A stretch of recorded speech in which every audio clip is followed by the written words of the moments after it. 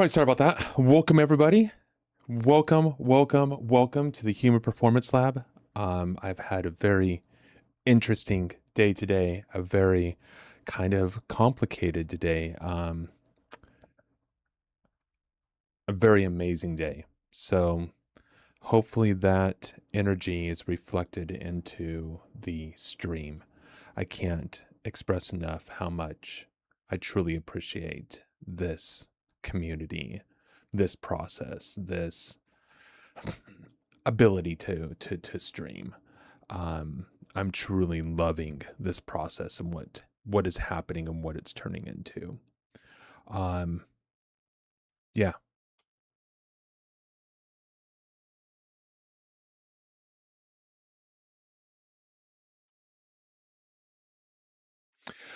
Anyways, I'm in a conversation with another individual as well, that I will be kind of entering and coming back out of, as I'm going through this process. But I wanted to start this a little bit early because we do have a question from an individual in the community, and I want to make sure I address it properly. Um,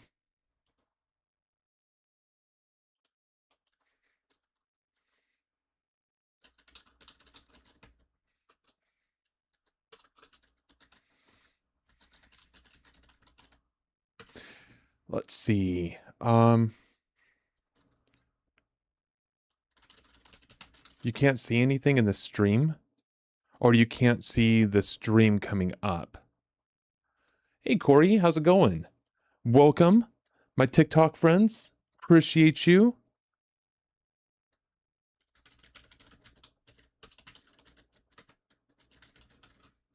Golf Cam, welcome. Give me just a second. I'm getting things set up.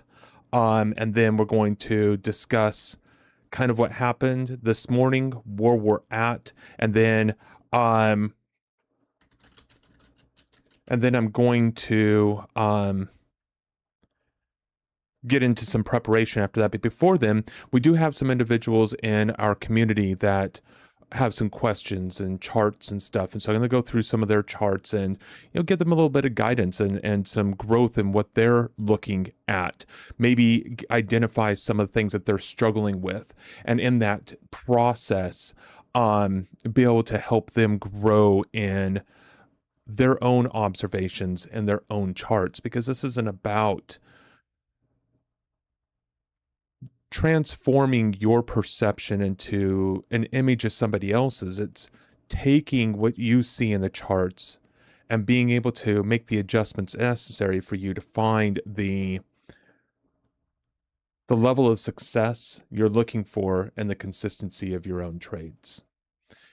And if I can be instrumental in that process at all, I'm just grateful. So that's what this is all about, and that's what we're doing. All right, let's see. Okay,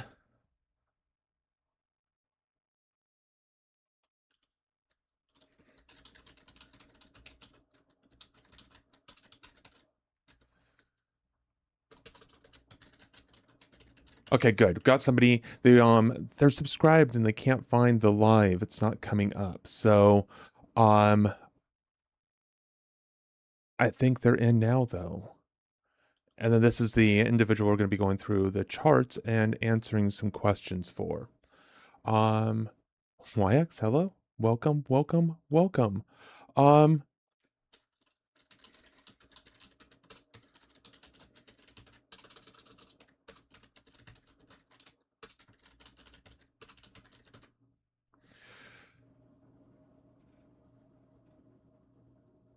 Okay. Let's see. Let's get your chart up. Sorry, I was working with another client. Yeah, interesting day today. Like I said, interesting day, amazing day. But let's get into your chart, because there's something that I want to do with you in this chart first and foremost. Okay. And so what we have here is a good group of charts. It really is. We have a daily perspective over here on the left. We have a 5-minute, and then we have a 1-minute for entries off of footprints, and then a VPOC kind of another area or another chart to bring in a short-term perspective to match the long-term area for the longer term. And in your longer term, one of the things that I'm seeing and I'm noticing is where you're drawing your profile. And you drew your profile from, and I can't tell, this bar that you drew it from, did it close? It did not. Okay, this is one of the things that I want to show you, YX, okay? This right here is not a bad place to draw a profile from if you're just looking off of swings and those type of things. But I want to show you something. When you're looking at this, you have a range over here. We can't see the whole range, but we have a range. The market came down and probed. It broke out. It didn't close. There was no conviction in the sellers here. Price action came back up. And we came down and we closed below all of these lows right here. There's your conviction. That's your market shift.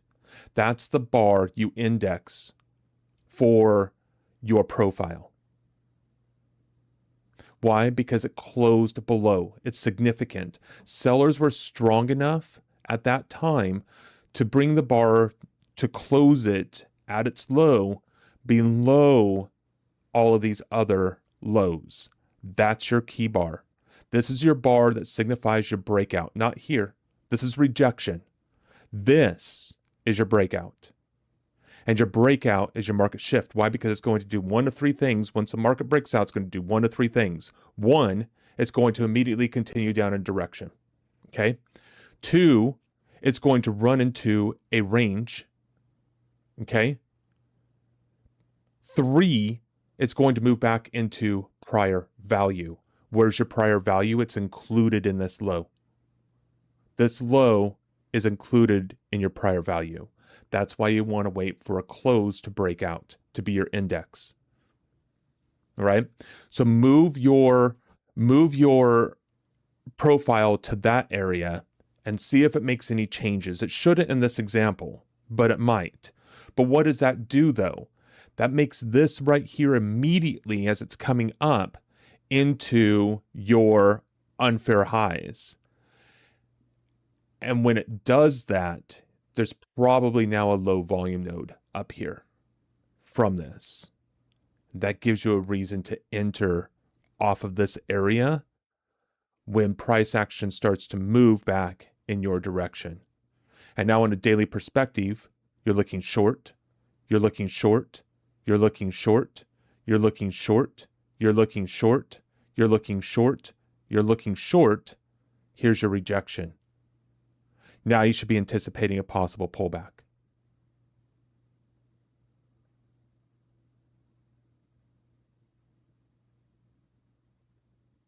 And then when this bar closes below, this becomes your new index and this becomes your new range. Now you're in your unfair lows of the current new range from here. Because this is your new period of consolidation. This is your first close below that period of consolidation. This is your new index bar.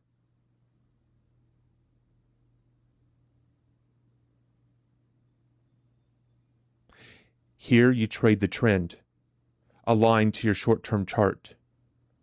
Here you start trading in value because you start to range. You know you start to range at this point in time and you make a higher low. And so in the range, you're shorting from up here. So this day you're short, this day you're short, this day you're short. You're still short in here. These are the days that you need to be careful of. But your short term should turn into a trend. And as long as the short term is trending, you don't fade the trend of the short term. You wait till it reverts back into your long term. Or if this is in your unfair lows, it might be, I don't know, you're looking for it to start to move back up in that direction. And so now you could be looking for longs. So all in here, this is a daily perspective, you're looking for longs. Comes back up here, you're looking for shorts again. This closes above this range right here, right? But your range is still created from up here, so there's no close above. So this is not a breakout. you're still looking short, short, short, short, short until you get into value area low. And then you're looking at longs again. And this bar here is going to be a tricky bar for you, but you're back in the swing of things on this bar again because of this bar. You're anticipating a break. And when this breaks down through here, your short-term chart should already be in a trend. Go with the trend of the short-term chart. Questions on that? Comments? And then, of course, take all that information and tie it directly into your 5 and 1 minute charts for your entries. But your 1 minute is going to snap into a trend pretty quickly. So wait till you get the reversal of trend on your 1 minute to start moving into your expected direction on your daily perspective. And then you can utilize your VPOC and those type of things as well to be able to help guide you into those positions.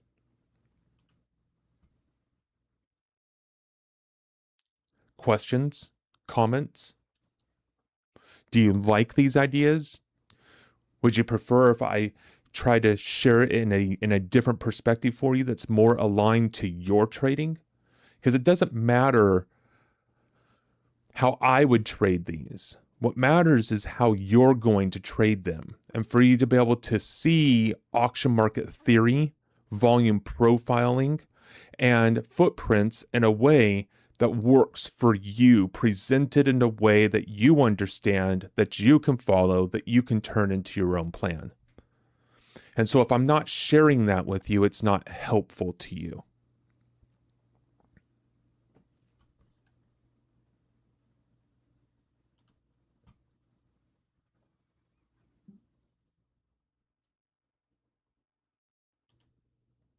And then this is I think this is somebody else's chart. Yeah, this is somebody else's chart from yesterday. And it's the same exact thing, right? We're moving into a trend. Here's your breakout bar through this whole range right here. Here's your close. And that index is now this whole area. And now everything is indexed into that. All helpful. I got it. Beautiful. I figured you did. I just wanted to double check. And so this whole area is a range, right? Now that you have a range in this market, what happens? You're at unfair highs in here, you're at unfair highs in here, right? More than likely, when it's coming up into this area, there's a high volume someplace that this is picking up on, either on this bar, or these bars over here. And that becomes your rejection. You should be anticipating rejection as long as you don't break the high here. And in that rejection, expect it to come into a high volume area because a high volume attracts price like a magnet. And then look for your low volume area on your daily chart to pinpoint your entry. So now you anticipate the pullback to be a particular area. Price comes to that area, rejects, and then confirmation of your low volume. That's your area you want to enter around. And that's where you're able to pick up size. Because now you have your high volume above you to act as possible resistance. And you've got your low volume node you're anticipating price action to come into, to reject from, right?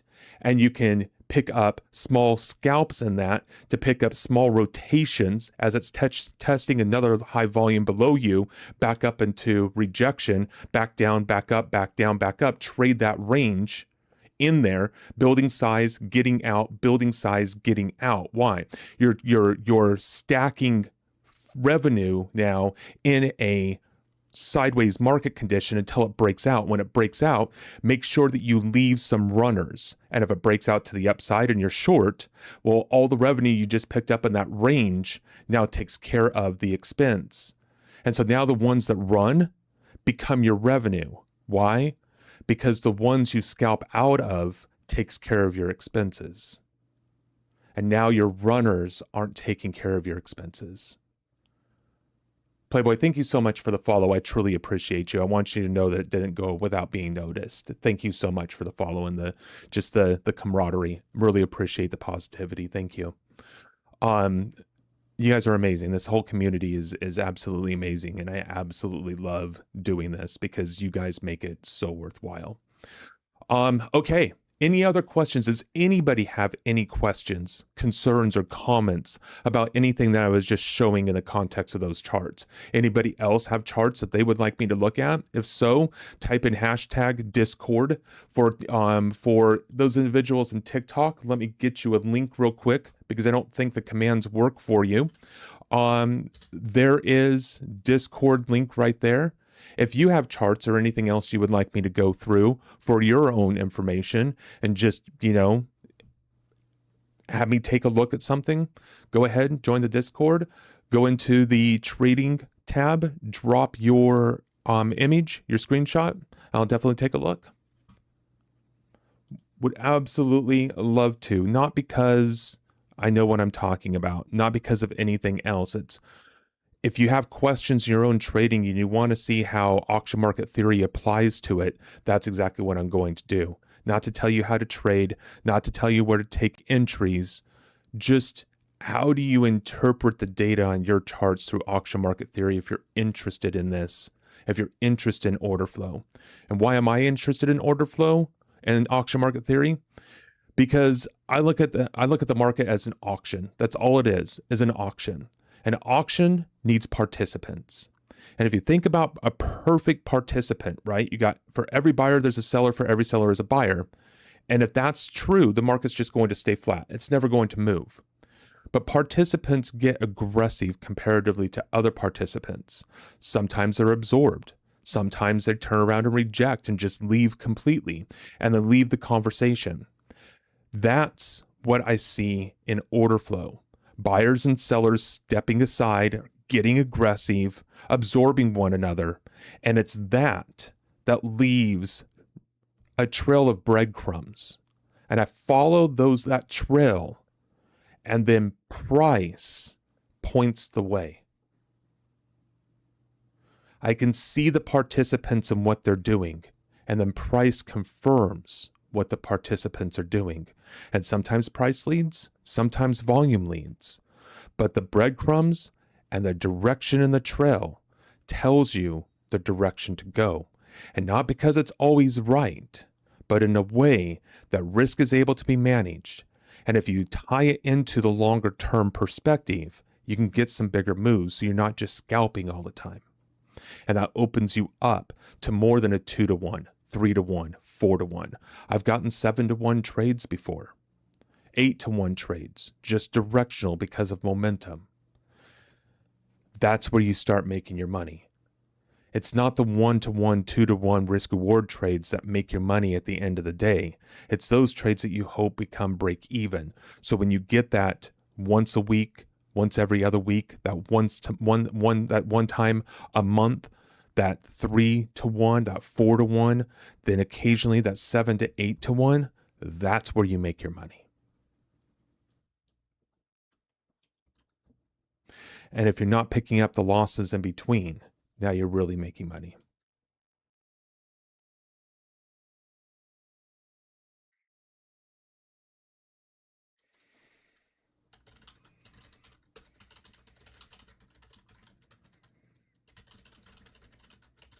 Sorry about that. Okay.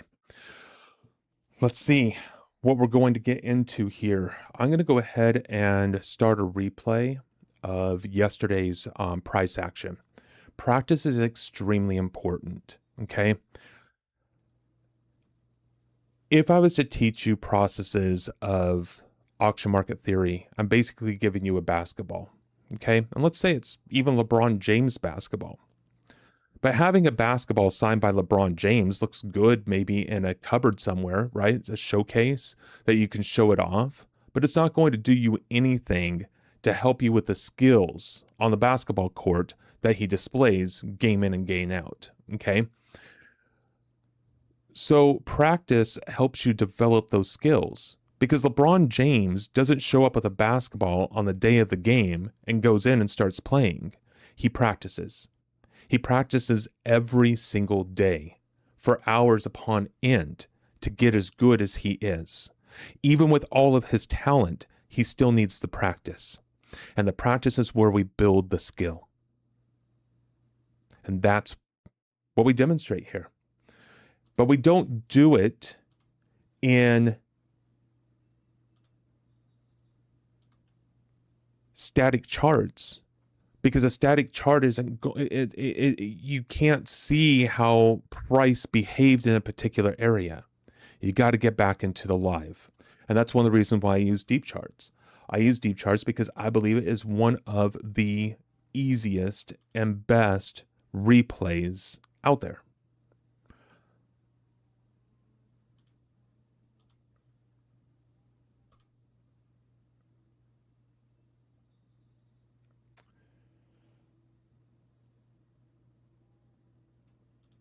And so we're going to go on to the 9th at 9:30 a.m.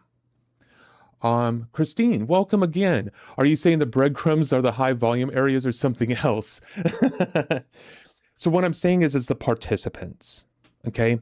What the participants are doing, that's the breadcrumbs. Okay, it's like Hansel and Gretel, right? They drop breadcrumbs so they can see their path on the way out, right? It's kind of the same type of concept where the participants themselves, not so much high volume or low volume or anything like that, the participants are telling you something. Those are the breadcrumbs. And if you can follow the breadcrumbs, price will lead you in the direction to walk the path in. Because a path, you can go two directions.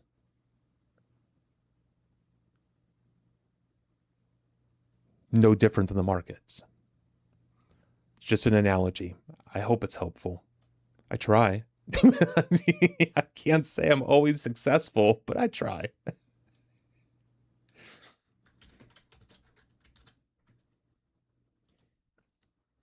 But the breadcrumbs are watching the participants.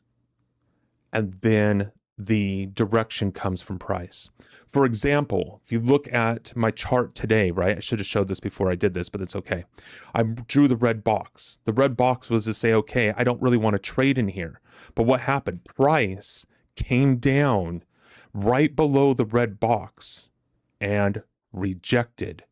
So just because I didn't want to trade in the red area, well, guess what? The red box, the rejection came from below that box. Now I can go long from that lower edge and be confident in that. Why? Because price is pointing the direction. And then I just wait for participants to throw in the breadcrumbs, watch the breadcrumbs, follow the breadcrumbs until I see buyers stepping into the market. And when I see buyers stepping into the market, now I can turn around and say, okay, now it's time to get in. Now I can go long, and I'm long at that edge. Not someplace in the middle, at that edge. And why do I want to be long at that edge? Because that's the easiest place for me to be able to place a stop. Why? Because if it goes against the edge, the original premise has now been proven differently by price, because price broke that low. But what happens if I turn around and I try to go into a market like this and I put my stop below this low? This is the low that matters, but maybe I can only do this low because of a risk profile or risk strategy. So I come down, price breaks below this low, it stops me out, but it never breaks this low. That's why getting in at your edge where you can is the most important thing, because that's going to help you manage your risk long term. Because if you're getting in this low, and if you're getting in for reasons on your longer term, this low is now important. And price paves the way, then volume, the price points the direction to go in. And then volume gives you the breadcrumbs that you can follow and say, okay, participants are leading me down that path in the direction that price is telling me to go in. Now, let's get into it.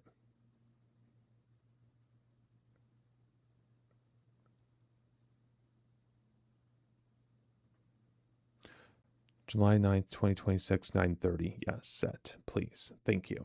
Okay, we should be good now. Once the charts are built, we should be able to start the replay, and I can demonstrate exactly what I'm talking about. But we're going to get into the the PMA first, how I build my actual plans around auction market theory, volume profiling, and then we'll take that information and apply it to the short-term chart. And now I have areas to trade around, areas to scalp around.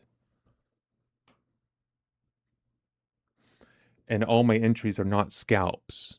But if, let's say you're looking for you're looking for a particular move, for example, and price actions let's say is trending on a longer time frame chart, we'll say a 30-minute, and as that price is trending, you're able to get into scalps in the direction of that trend, even though you're not looking for a rotational market where most of the time you're trading in a level of balance. So you can scalp the trend, and then you can trade your balance in the context of a intraday type move with expectation of rotation between value area high, value area low, vice versa. If there's any questions on that, please ask. I just threw a lot of information at you, and there might be some questions. Okay, so if we are on the 9th,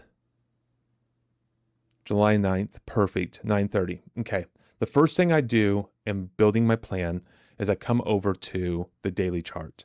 These are daily profiles that are built with all sessions. So we have Asia, London, and US all included in each of these. This, of course, is our developing profile. So this is only Asian and London, and these are all the other days. And so the first thing that I do is I come in and I take any days that I haven't done so yet that are inside the range of this profile. I just add them to this profile. And we're going to add one more. And the reason why I leave 2 out is this. I have my overall profile, right? The overall direction of the market right now is trading in a range. So I have that profile right behind me. What would it look like if we weren't in a range? Well, then we'd be in a trend, and it would look like this. Price action's in a trend. So if it's in a trend, what would I expect it to do? Well, in this case, this is a very rotational market. I would expect the next day to at least come down, test into VPOC, test into value area low, find some rejection in here possibly, and then continue in the direction to the move to the upside. What happens if it doesn't come down into this area? I would at least expect it to come down into this higher volume before it comes back up. But if it doesn't, anywhere in this range in here, you can look for long positions. Why? Because you're in a trend. You're expecting price action to move higher. What happens? Price action comes right down into value area low and ends up turning around and making a new high on the day. Closes just below the high of the previous day. Why? Well, because that's what price does. It opens, comes back to your high volume, either trades through and continues or rejects, and then moves back up to the other side of value. It does it all the time.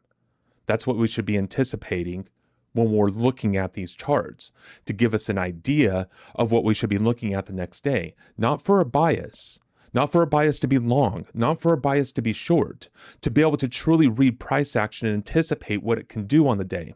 Because that's the whole key, is understanding the anticipation. Right? What can the market do? What would you expect it to do? Where are areas that you could enter around that expectation? That becomes your plan. And then once you have that plan, you have your areas, now you let price give you your direction. You let the participants tell you when to enter. And if you can do those things and do them consistently and do them well, you will do well in trading. Because now you're not going to the market and saying, hey, I'm going long here because you're going to go up. You're telling the market what to do at those points in times. If you're doing a retrace type method where you're coming in here and you're saying, okay, I'm looking for a 33, 50% retracement, whatever it is, and I want to go long, you're telling the market that that area is significant to it. But the market's an auction. Doesn't care about your area of what you just chose or anything else. You're telling the market what to do. But when we take a step back and we follow what the market is, the leads the breadcrumbs that the market is showing us, we can follow what it's telling us to do. Two different forms of trading. I'm not saying one is better. I'm saying the one that I follow is the breadcrumbs, because I've tried to tell the market what it's going to do enough times to realize and know that today I just don't want to do that anymore, because I found a way that works better than that over time for me. Trade what you see. Trade what you know. Because at the end of the day, the only thing we can truly trade is what we believe.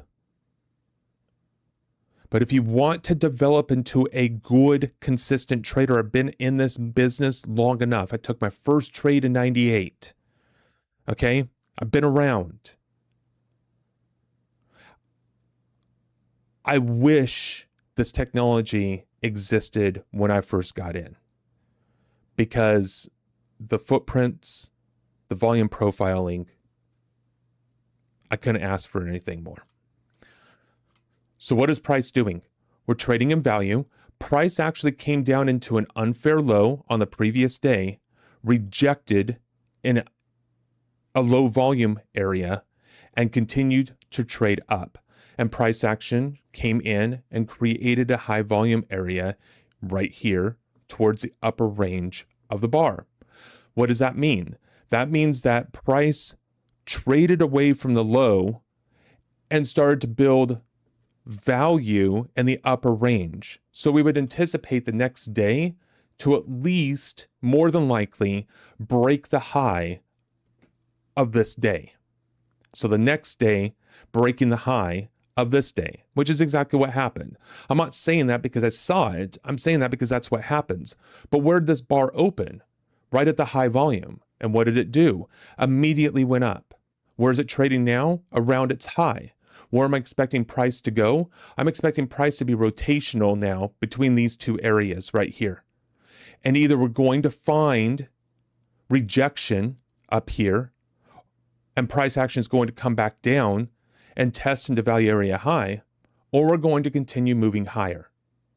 Those are our two things that I'm looking for. So the first thing I'm going to do is index this area right here. That's my area that I'm looking for possible continuation up and rotation. Then this, what do I use for the volume profile and footprints? So this is all of this is done through Deep Charts. And so Deep Charts has a daily perspective of the volume profiles, and that's what I use. And then I use custom profiles that I draw on my 30-minute chart, which is my long time frame. And then I want to index this, because if price action comes up here and rejects, I'm expecting it to come to the low area of this band right here, to the very least.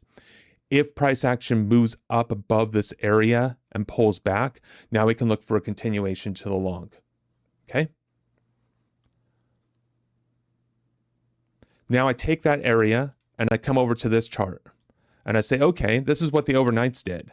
Well, we are currently trading right now down here. This is just a US session only, but a daily perspective, okay? So price action is now down here, but that's where the previous bar closed, not the open. So I'm not even indexing the open yet. So I have to look at the open, or the price where it's currently trading at on the other chart, and we're looking at 745. 745 is all the way up here. We're trading here in this range, which means we have a gap.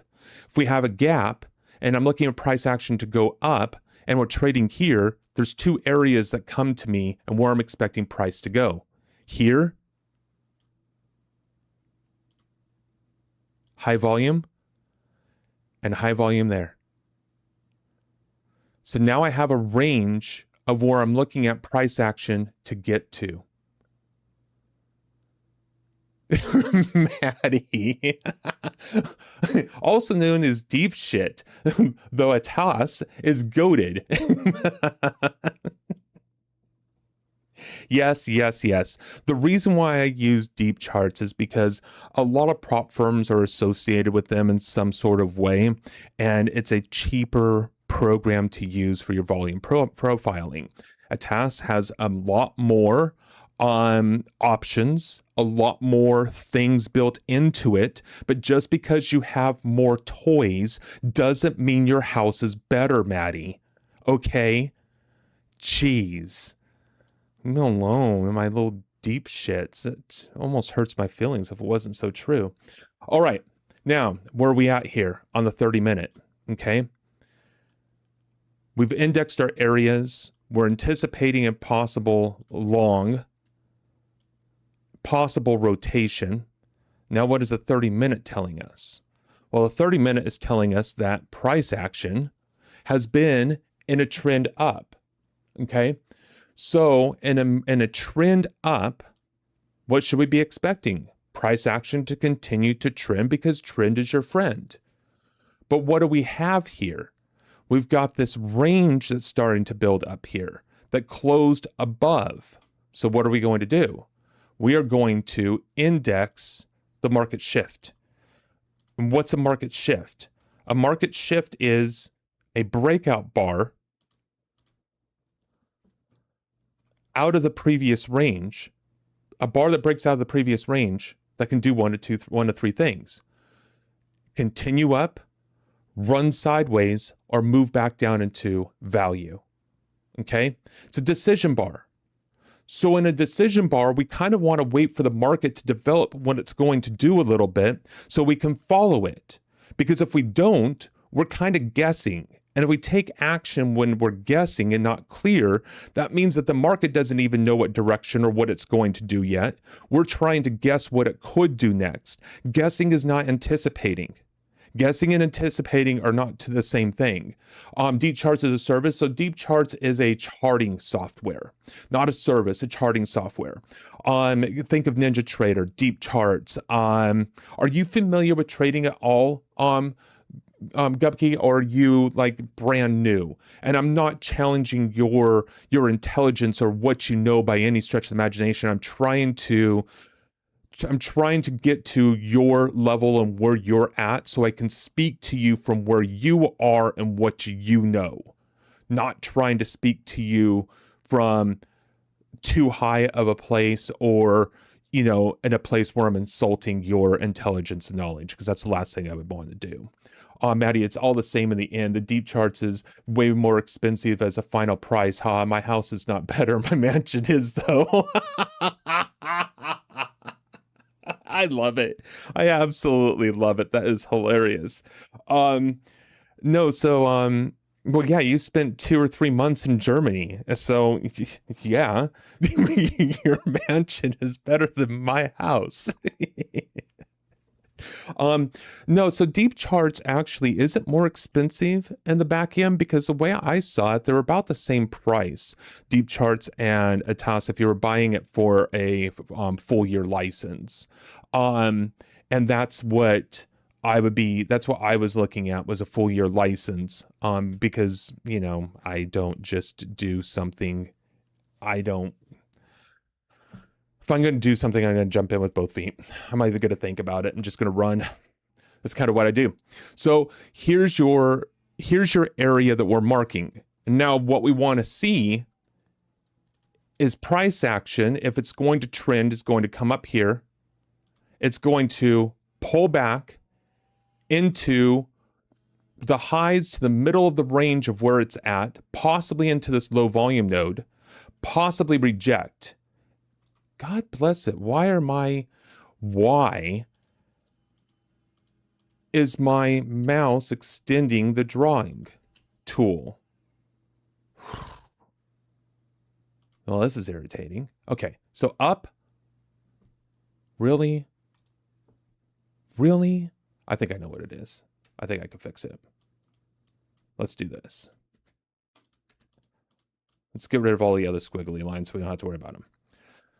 Okay, so price action comes up out of here, comes back into the range, either in this low volume or back into this range, comes back up, and in this area, we can anticipate and hunt for longs. Okay, that's one scenario today. Now, what happens if price action just starts trading lower? It's here and it just starts trading lower. Well, in this context of lows, right? If we break down through these lows, break down through this low here, we have a low volume node. We're probably going to trade into this high volume node down here. If we do that and get a pullback into that area, we can look for a short. So there's an area to short.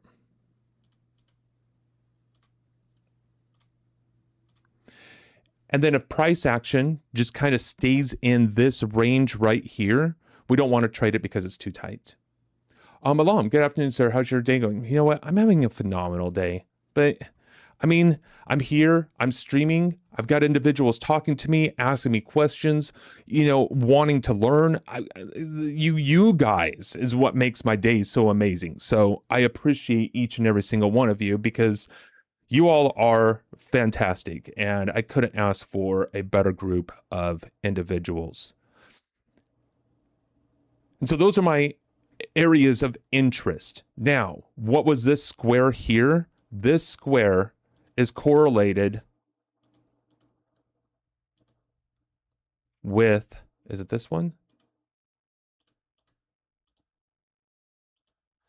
Or is it this one? 67. 32.5. So this square right here is associated with this square. And why do we draw this square here? Because this is coming off of the daily chart. This is coming off of this whole area here where we're looking for potential longs. So anything inside this square, we're looking for potential longs to come in unless we get below, come back up through to this high volume, pull back, and it gives us our entries on our shorts. This entry will happen from the breadcrumbs. That's from the participants. That's from the order flow itself, from the footprints. Everything else, we're just watching price. That's the plan. That's how I draw my plans. That's what I'm looking for. That's how I find my areas. That's how I anticipate. And then if price action comes down in here, we don't get this and it starts moving down, we scalp trends. The same thing to the upside. Just looked it up. D-Charts is almost a double price. So if you're starting out as a new Duetas, don't make more expensive than absolutely necessary. It will be in your mind to try and make it back. Thank you, Maddie. I appreciate it. I thought it was cheaper. That's why I was using it. Well, shoot. Maybe I need to go back to a toss. But then again, though, I bought I do have a license too to a mansion. Thank you so much, Maddie. Thank you. I do have a mansion. Shoot, what is it called? Bookmap. Is that what it is? Yeah. Yeah. You don't have it set up yet. I don't have it set up yet, but I do have a license.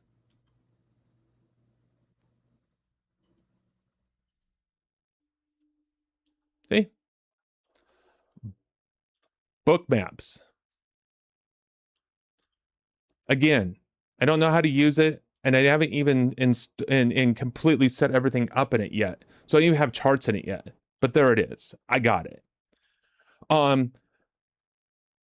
That's how you see it. That's how I see it, at least. And then once you're printing, you go D-Charts or something else.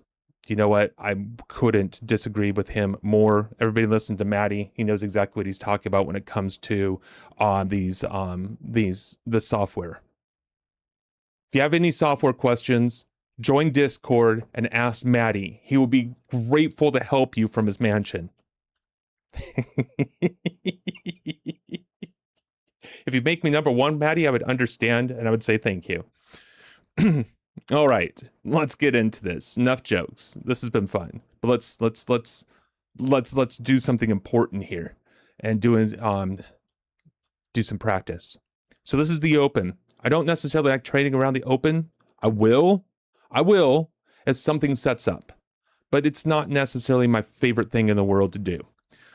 But I also don't look at it as gambling. If you have a setting up within the open and you are convicted in it, go for it. Why not? The volatility, sure, but just manage the volatility through position sizing. It doesn't matter if at all if you got the full deep charts, use that equal as good. Yeah, of course. It's funny though, right? Because I mean, you got to talk trash. I mean, what else are you gonna do? So price action currently, right? Look at the daily chart, or look at the 30-minute, right? So the 30-minute is, why'd you get all your messages deleted? Were you cussing me out, Maddie? Is that what's going on? You have a bunch of deleted messages in here. Did you get yourself in trouble? Did the bot take your toys and go home? Okay. I gotta get serious here. So price action came down, right?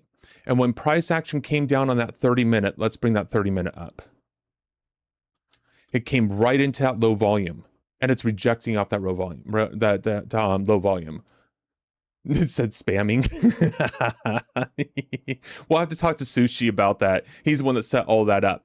So price action came down. We're seeing rejection off of this area. But the way this bar closed, looking for a possible continuation play to the downside right now. I'm not saying that's going to happen, but I think it's more probable than not that this low is going to break, and now it's no point in me saying anything because it already did it, right? But now it broke. Price action traded through the low volume, or right basically to it, and immediately rejecting again. Here's our resistance. If price action trades down below this resistance here, it's probably going to trade back here to this support. It's going to rotate until it breaks out of this down or this up. That's what I mean by price. Price is leading the way. Right now, we're completely rotational between these two areas. We don't know which way price is going to go.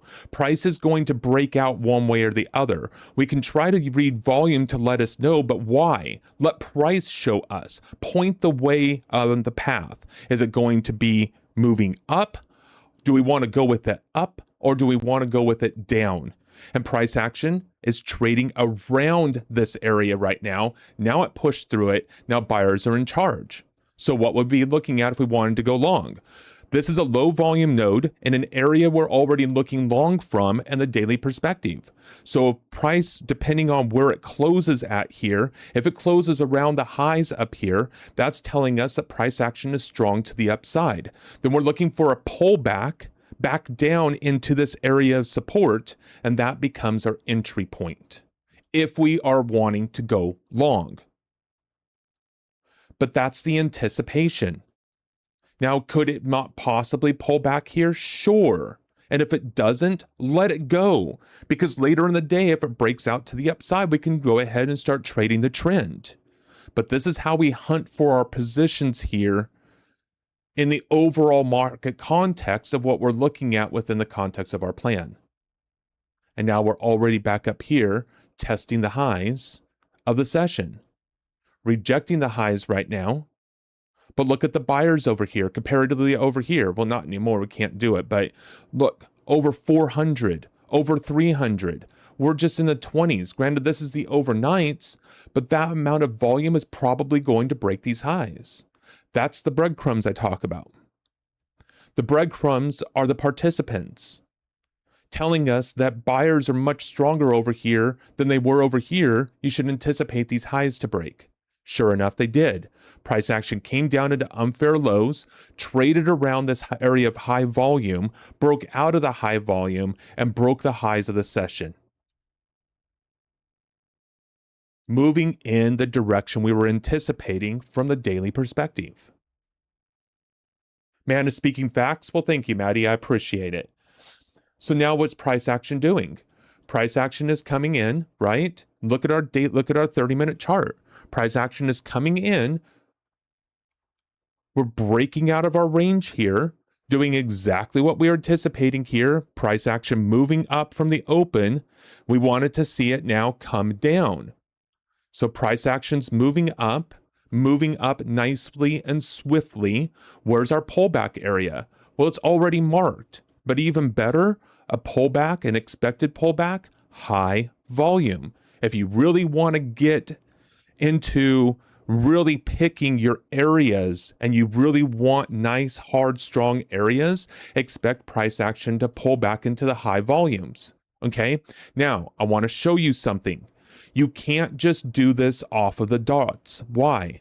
Because this is telling you that buyers are aggressive and these are telling you that buyers are aggressive. Look, 94 over 71, 76 over 80. No, 300 over 71. Where do we test into? Right there on the pullback, the 300 mark, the high volume. This is a nice, big, strong bar. I'm expecting a deeper pullback. Where's our high volume in here? We don't have one. Erase that level immediately because you're not trading dots. You're looking for the actual high volume. Where is the actual high volume? Below this area, right here. 300, 462 buyers comparatively to 113. Boom. There's your buyers. Price action came below this area, already breaking highs. Fine, let it. Because we can get into a position later. It's only 9:36 in the morning. We don't have to be in right now. Let price action settle. Let it move around and do its thing right now. We have areas. We are already expecting what it's going to do. We're looking at it for the upside and a possible trend continuation play. We're looking for a pullback into this area. That's this whole area back down in here. We've already set our sights of the areas where we're interested in, where we want to hunt from. Let price settle and wait. You're not missing out on anything. Price is not moving without you. It's moving. Let it. Wait for it to come into your areas. You don't want to take a shot. You don't want to pull a car out of a garage until you know that you can take the shot, until it's time to drive. I'm trying to be a little bit politically correct in my verbiage here. Now, where's your highest volume? Right here. That's where we're anticipating the pullback. That's price action moving higher. There's your position, your entry for your momentum. Why didn't I take it? Because I'm teaching right now. That's it though. Came back into your high volume. It turned into the up bar. This right here. That's your entry right here for a momentum to the upside.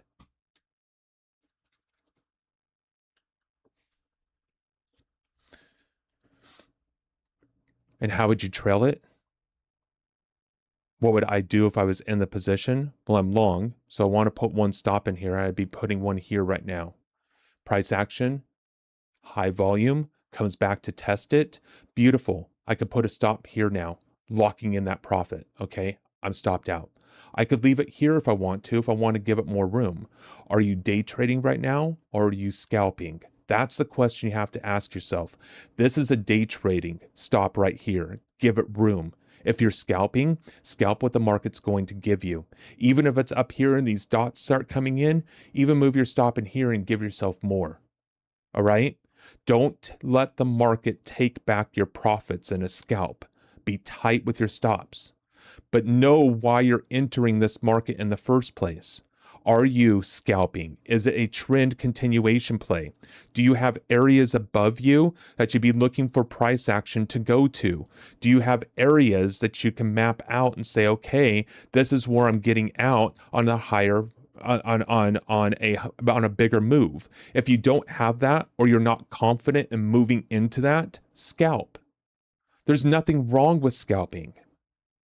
Because if you think about it, every single entry comes from the same point. It doesn't matter if you're day trading, it doesn't matter if you're swing trading, it doesn't matter if you're position trading. You still have to enter the market.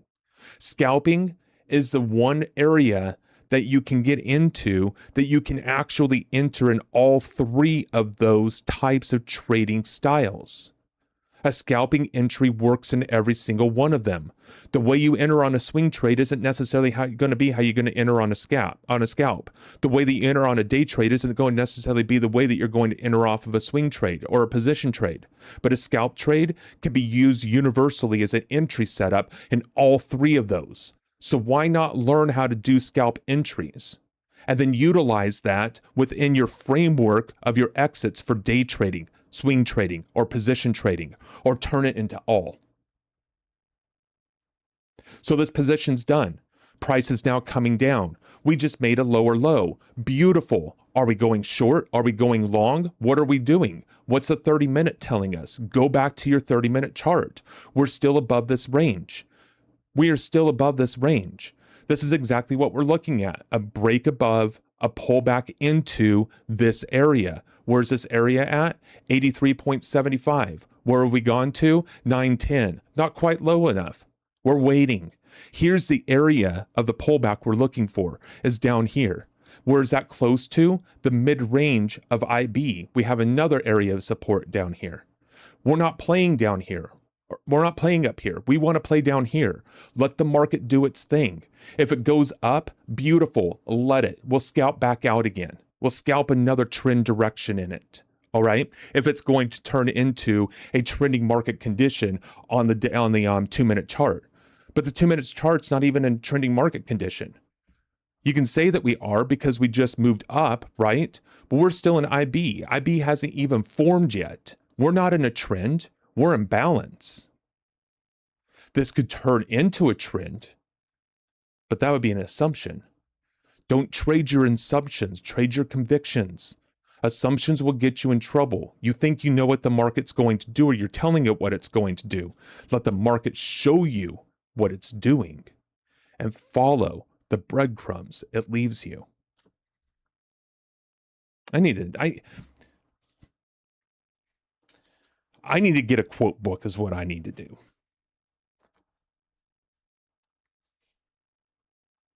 Because some of this information I'm giving out is like gold.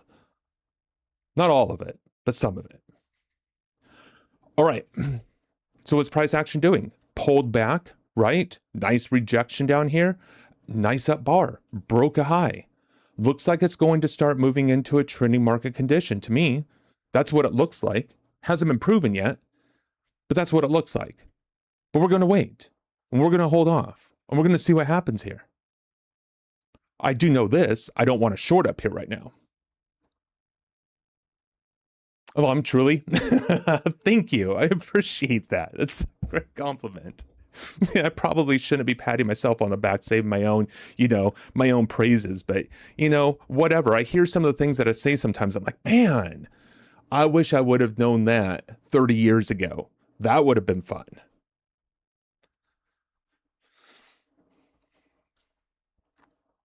What's the daily perspective doing right now? Exactly what we anticipated. It came up into this area. What is it going to do? Either come into a trend or it's going to start rotating. Let's see what happens. And if it starts trending, that trend is going to develop on the 2-minute chart. That's why we're focused on the 2-minute chart right now. Could this be rotational? Sure could be. If the 2-minute doesn't turn into a trend, that's going to be rotational. And that's going to be fun. Because rotational markets, I think, are the best things, the most fun market conditions to trade.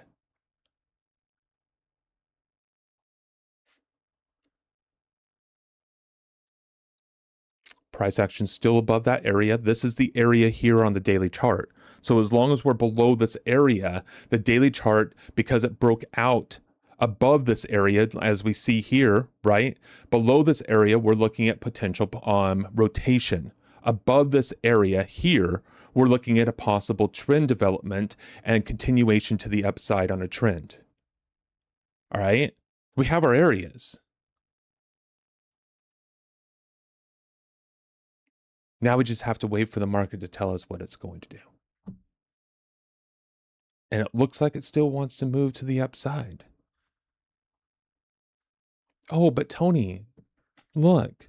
The market's moved this much, and you haven't even gotten in.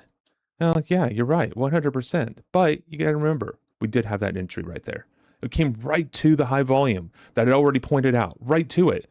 Only one contract, and I'm on the micro, so it's not even a mini. I mean, that wouldn't even be maybe a $30 move at best. I'm not exactly concerned with it because I couldn't scale into that position. So now what are we doing? We're looking at a trending market condition now. As long as we close above this range, if we come back into it, then expect price action to come down here, give us a pullback, and let's get short. Okay, that's the scenario on the short side, but didn't happen. We closed above. We closed above.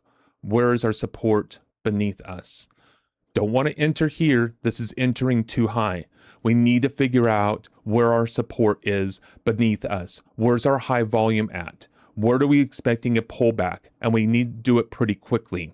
So if I'm looking at all of these areas in here and I'm looking for a potential high volume area, my best one that I can absolutely pinpoint is two of them, right here and right here. So what am I going to do? In case this goes, I'm buying one. It came into my area, up bar, I'm in, beautiful. But I'm only in one. So if it snaps back against me, it's not going to hurt me. If it comes down here, I'm getting into another one. If it comes up above these area, I'm getting another one. Now I have a chance to get in with size on a trend because I've already pinpointed my areas I'm expecting a pullback. So now I don't have to be a one-trick pony and just be in one contract and wait and see what happens on one contract. Oh no. No. I can get in here, lower this price. I'm already out one or two as these highs are being tested in case they don't break. And then I already have profit. And now I can lock in a break-even trade or whatever else it might be because I've scaled into my position on a trend. That's always really fun. You don't always get that chance. I don't have that chance yet because it hasn't happened. But let's see what happens.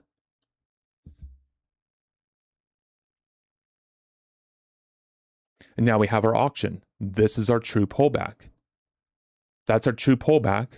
I'm going to go ahead and enter another one here because we're holding this as support.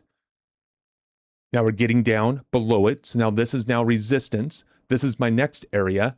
See the buyers are stepping in here at 300, 273 sellers. The sellers are a little bit more aggressive here. I'm waiting. I'm waiting and I'm watching. I'm watching and I'm waiting. I'm in two. Price action is coming up a little bit here. In case I don't get into one, I want to be out with one right here in this area just to limit my risk a little bit and make just a little tiny bit. Price action's going against me. I'm down $107 right now. Okay, beautiful. It's coming down a little bit more. Here's my next area of high volume to test into. Now I'm looking at this low over here. What's happening with this low?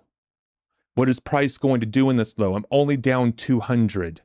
All right. If you're worried about a couple $100 in an expense, well, maybe you need to be a little bit more pinpoint in your entries and not look at areas like this. I'm going to go ahead and enter another one here and really drop down. Now look, my first target, $50 in profit. Now I'm still risking 200, 200, 250, 280. Now I'm down to 300. Okay, beautiful. Now I'm down $300. Where is this position wrong at? Where do I need to get out of this position? Someplace down below this medium area here. Okay, what am I end up going to be risking there? About $650.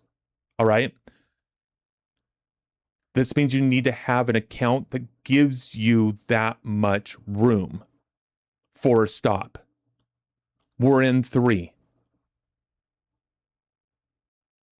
The way this bar came down, I really don't want to increase my risk any more than what I'm in right now. So my position sizing is pretty much locked in.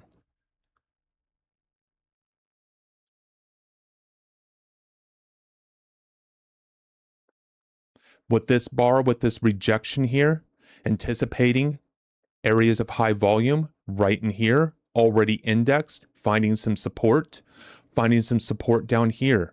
The problem is we're coming off the support and price action can't even come up and make a positive bar. We can't even get through the open. Look at Delta. Delta staying down. Price action just came way down and Delta came down a little bit. All right? Not even at its low. That's telling us that if price action could come up here, we have a possible absorption of sellers here. But we don't know for sure unless buyers get aggressive enough to get us at least over the open of this bar. See how we have Delta almost at its low now and price action is almost at its open? If this turns green, we have buy pressure coming into this market and it's going to go up. It's at least going to go up over the high of this bar. But look, Delta's not coming up with it at all. We have sellers in here. Sellers are probably going to come in now, test this low.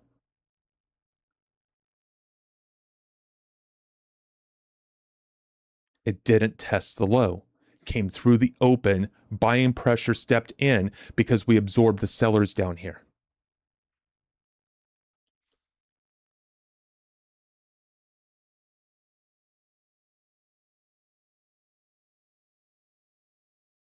Any questions?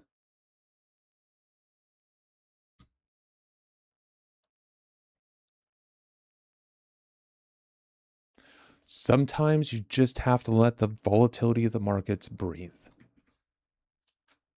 So what are we going to do here? This is a scalp. I'm looking for momentum. I'm in long. Here's one short. I'm putting my stop down here real quick.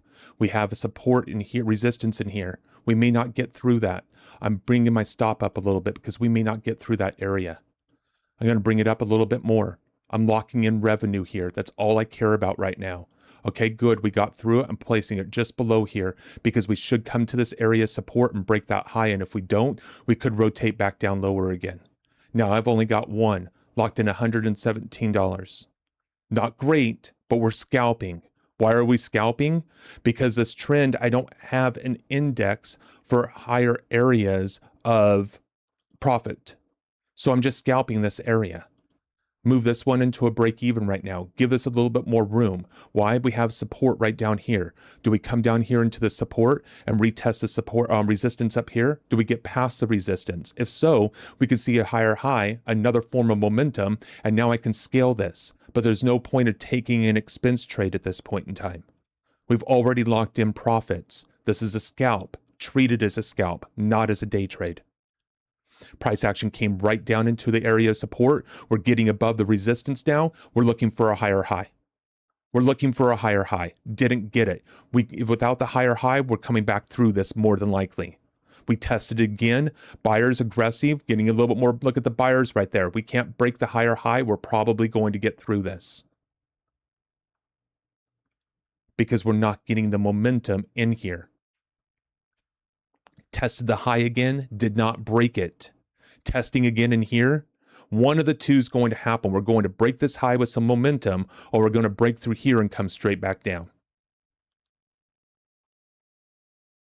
Broke the high, but we added another area of the higher volume, which becomes resistance.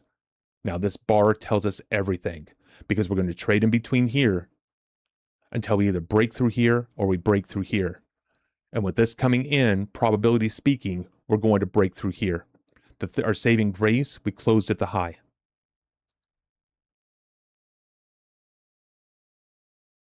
If we get momentum, I've moved my stop down through here. There it is. Now my stop is moving up, locking in 60. See how we immediately rejected that high there and came right back into this area? We're probably going to rotate lower now.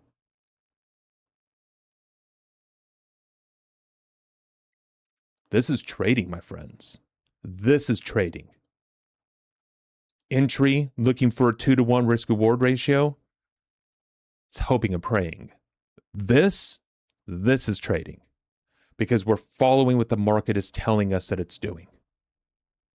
We see it, we anticipate it, we use inventory to manage risk, and we get out in opportunities of where the market has already gone. And we protect ourselves by allowing the market to continue to move if it's going to move.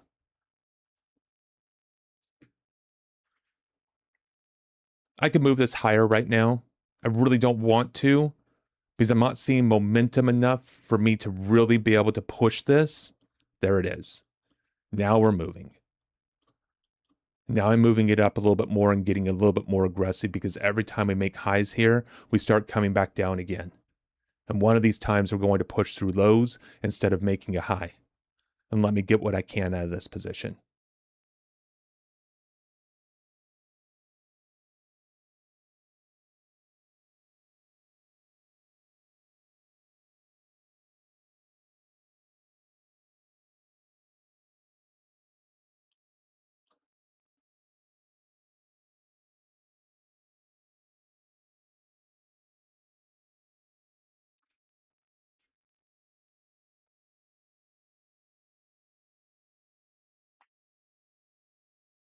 And there's a stop. Now let's watch and see what it does. Questions? Comments? Did I confuse everybody? Does everybody have an idea of what I just did there?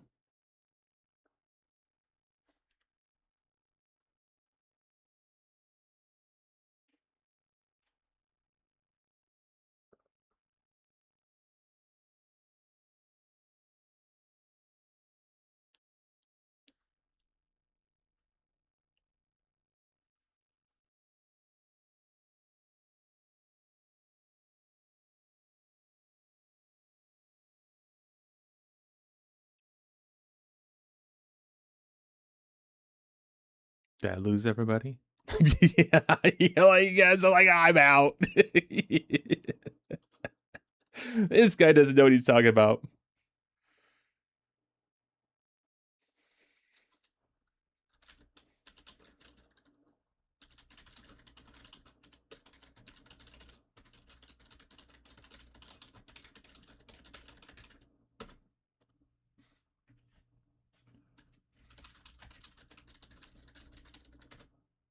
Let's see here. I've always looked at CVD on the 5-minute, but watching the 30-minute CVD on stream, I realized there is so much info in it. Yes. It answers in the last 30 minutes which side is more aggressive. Yes, absolutely. The delta here can absolutely do that. I used to just trade through delta without I used to trade with delta without volume profiles. And so I would do a lot with like a break of delta here leading the way, anticipation of price, which would have got me in much lower down here than I got in as I was getting in here, right? That delta could have got me in where I was looking at over here. And had I been watching it more, it might have kept me into the position. But even if I was going into a scalp in here, this would have had to have stopped me out, right? The fact we already had this low in here and the way that this bar closed here, I wasn't too worried about it. I probably could have gotten a little bit heavier than I did. Delta could have possibly helped me with that too, but I was watching this delta, I'm watching the footprints, I'm doing teaching as well. You know, there's only so much information that I can go through at one particular time in doing this. So, you know, me not seeing that delta on the 30-minute, I'm okay with that.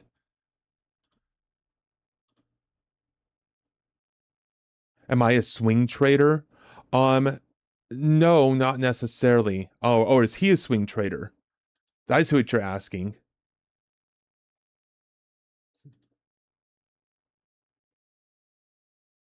Sorry. There was a question in Discord, and I was trying to see if I needed to answer that live on stream or not. And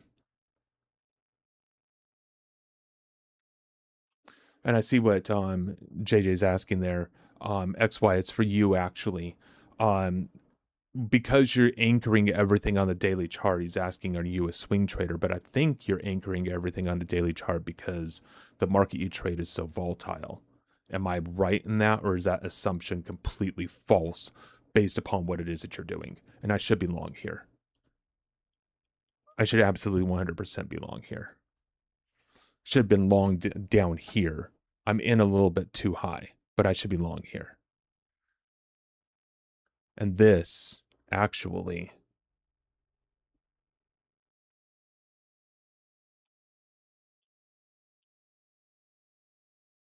is probably going to tear down.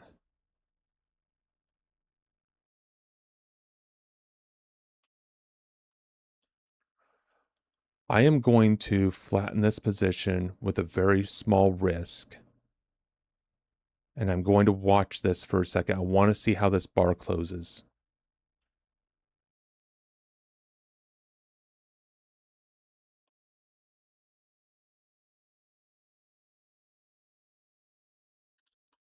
Because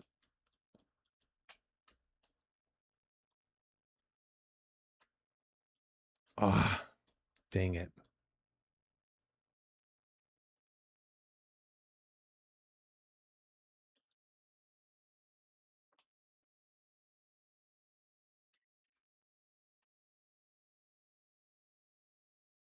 I'm watching the 30-minute at the moment. I'm seeing some rejection here on the 30-minute chart. And I'm watching the 30-minute. And I'm wanting to see what happens here around these highs. And I'm thinking about fading this trend. That's why I took the small expense that I did.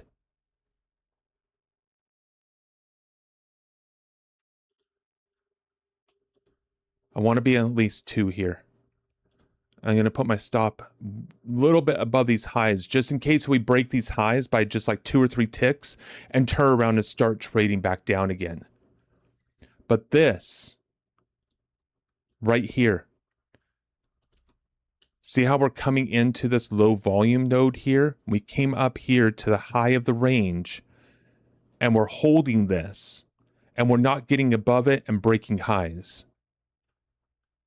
With this bar being as wide as it is, I'm anticipating some pullback on this. Rather than trying to buy this high, I'm going to sell this, looking for a possible continuation play to at least down here into IB. And so my first target, I'm going to buy one and I'm putting it just above IB because I'm anticipating this market to rotate back down. We've got support here. We've got resistance up here. We know our area. But this low volume node right here, right up there, price action came right into this high volume. We're rejecting in here. I'm expecting it to come down to at least 29,880. Where's my target at? 72. Beautiful. Let's play.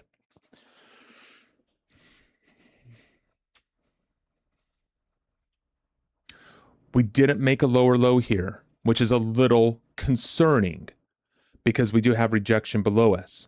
Not just rejection at one price, but rejection at 2. And so price could bounce here and we could see a higher high. What can tell us that?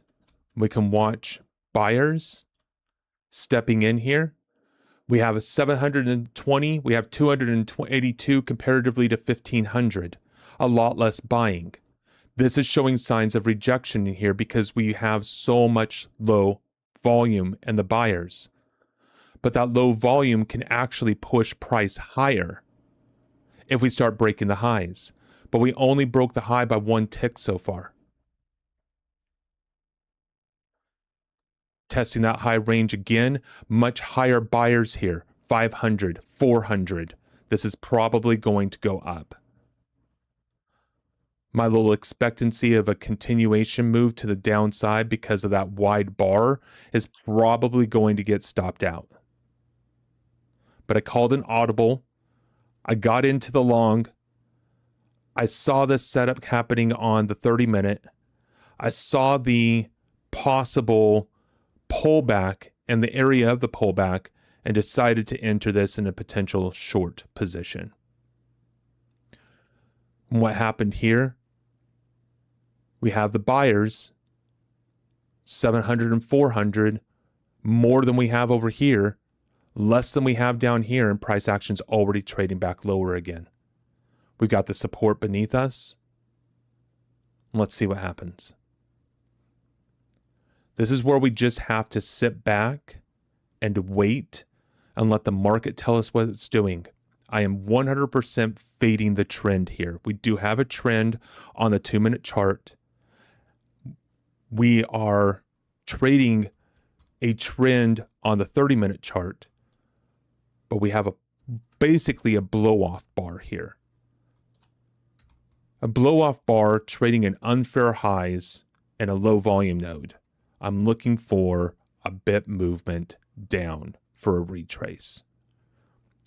These blow-off bars don't usually just go without a retracement of some sort. And we've had very little of a retracement, not even enough to get us into lower areas of support.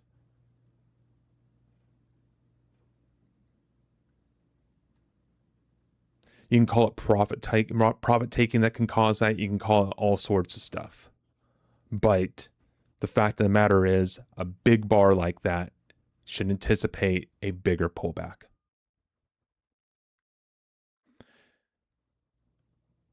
And it almost suckered me. It did sucker me into the long, but thank God I got out of it early. Because I really wouldn't want to be long right now watching this price action, watching what volume is telling me. I'm anticipating this low to be broken here.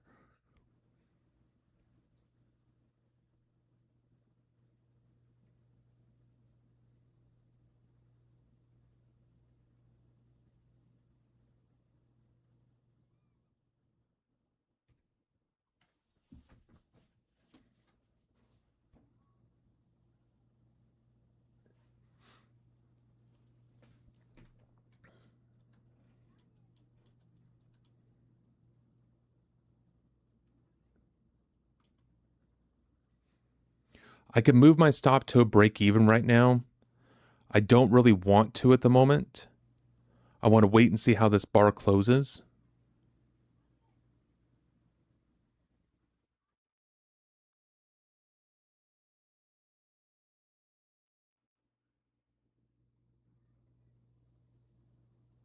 We have all the support that's building into this market right now. All of this support.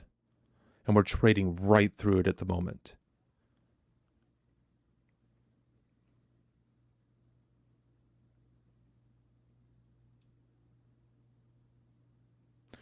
You anticipate price action to come up here into this area to test. It's like clockwork, isn't it? I should look at the camera over here and say that, right? Like clockwork, right? Almost on cue. Rotation between these two areas. Exactly what we anticipate. We're waiting for the market to break out one direction or the other. Because of this down bar where it closed, we're probably going to break out to the downside. Watch your sellers. Less sellers in here than you have before. Already a lower low.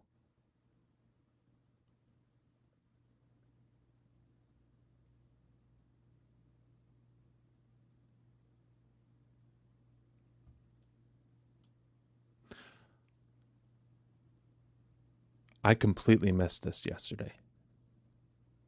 Completely 100% missed this yesterday. There's no reason to miss this. Tells me that I am not engaged in my charts enough at the US session. I'm doing way too much teaching, way too much talking, and not near enough trading. That irritates me.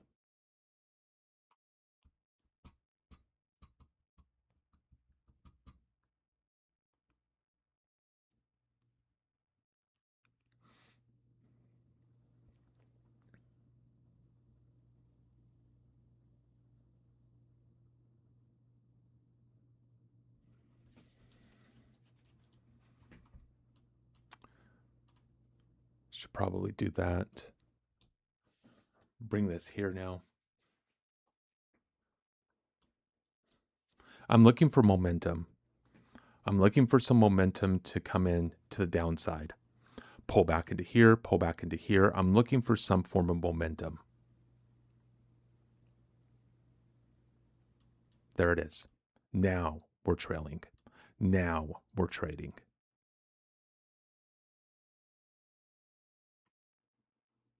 And now we're out.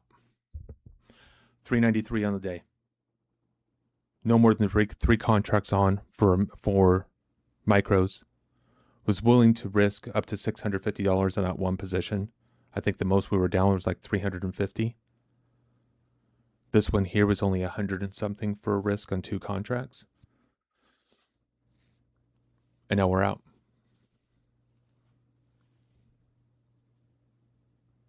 Questions? Comments?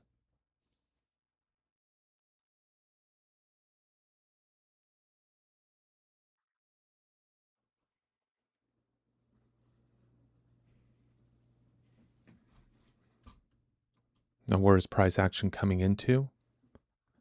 This very deep low volume node right here.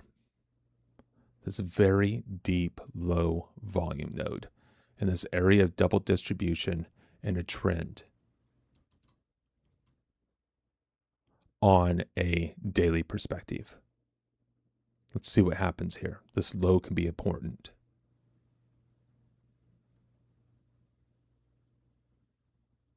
Price action is coming into value area high of current profile on the daily perspective. See, right here. Value area high is that value area high? No, I don't think so. No, value area high is down here. This actually is just the ledge of volume right now. So your volume developed here, but price action moved up through here so fast, the volume didn't even develop up here at all. Let me get back to my 2-minute chart real quick.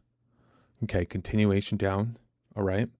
We still haven't gotten through this area yet, but we don't have any rejection here. But we haven't gotten through the low volume point, which is right here. What is that? Where is that price at? Let me move this a little bit so I can see what that looks like when it moves. Yeah, it did it. Okay. 81. Where's 81? I have way too many lines on here. Let me get rid of some of the lines here on my higher time frame because I've got too much stuff going on. I want to get rid of some of these. That helps out tremendously. That's even better. Right here. That's the area. I'm looking for rejection. I'm looking for buyers. I'm going to go ahead and buy one here. I'm using a very tight stop. Let it come down and take me out. I don't really care. I'm going to go ahead and risk $100 on this position. I'm looking for support to hold here. Boom. I'm buying another one. Holds again. I'm buying another one. Now I should be in 3. Perfect. Now I'm in 3. This is my area of support right through here. I've got to get through these areas. So I'm going to go ahead and I'm going to get out of 1 right below this high volume down here.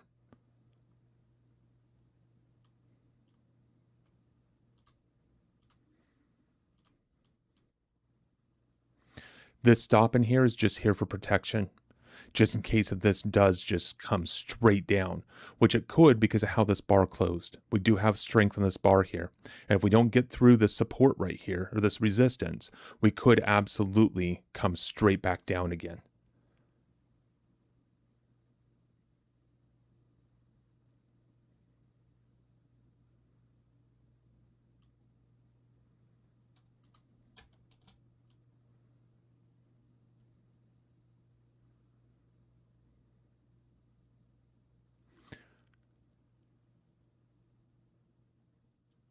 The 30-minute chart is just clockwork. I need to pay attention, a lot more attention to it in my trading. What happens is I try to teach order flow and I try to teach the other things. And I'm missing all of the keys that my 30-minute chart are telling me. I mean, this area right here, to miss that, and I missed it. What really gets me is I missed it also in the context of my my PMA, my pre-market analysis. I missed it there too. This area shows the double distribution. This is your support of this area of value. This area of value is obsolete as long as this area here, this one and this one are holding. Now price action is starting to trade through it.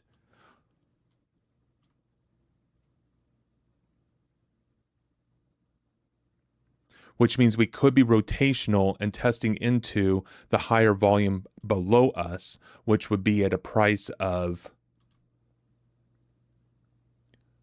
734. Okay, so let's look at 734 to hit.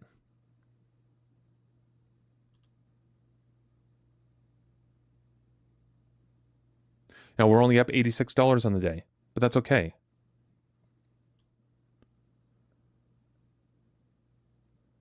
Price action is coming into the high volume.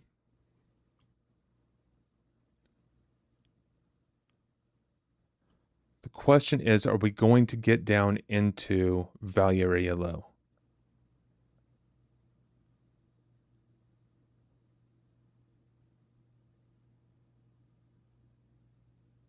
Here's our rotation again, but this down bar here, we should be looking for a continuation play to the downside. I'm going to try to scalp momentum to the downside here.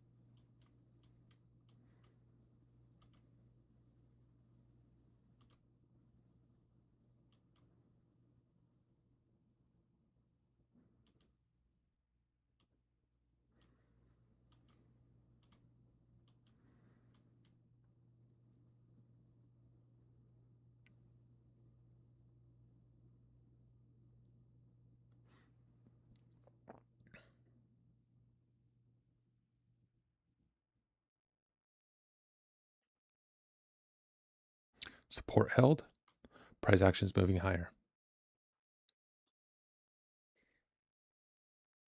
Resistance, possible test into support. Unless we trade right through it.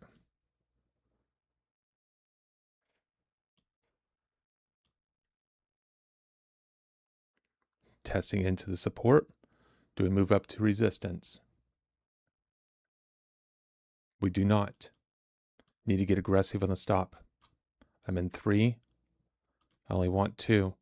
We need to be aggressive in the stop here, because if this holds, if this doesn't hold, we could snap back down again. There's no sense in taking all of that risk.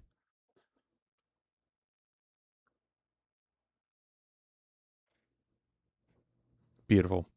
And then we can always get back in.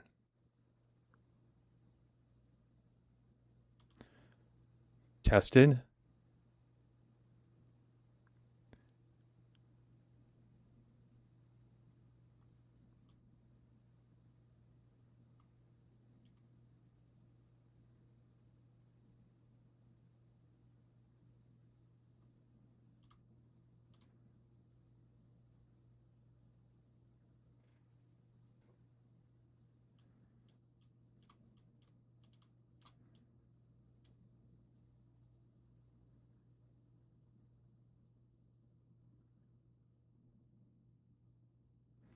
A little bit of a lower low.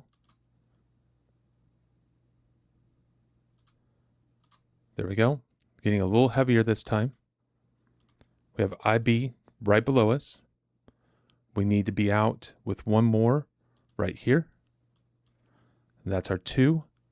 Should have been out with 1 right here and cycled it back down through again. But that's okay.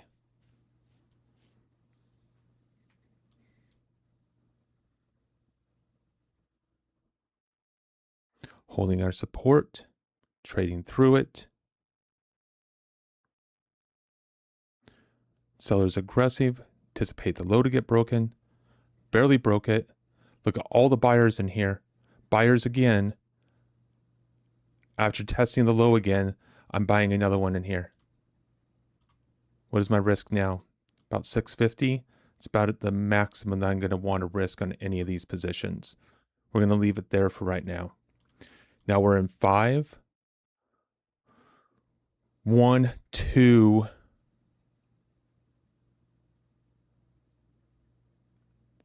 3, 4 is going to be around 35. 740, which is right in here. Perfect. That's 1, 2, 3. Then I need to target the 25s.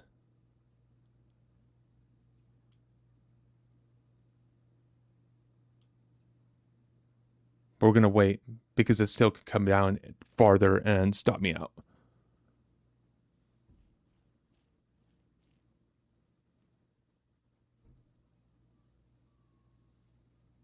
Hey, Spec, I'm doing great, thanks. How are you doing?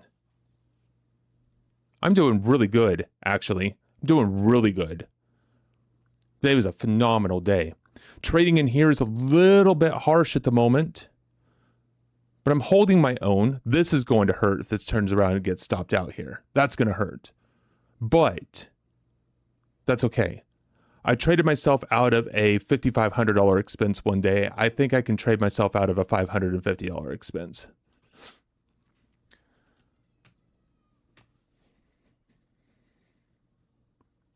I should have stuck with my shorts. Interesting. Interesting, interesting, interesting. Two things that I have missed here. Okay.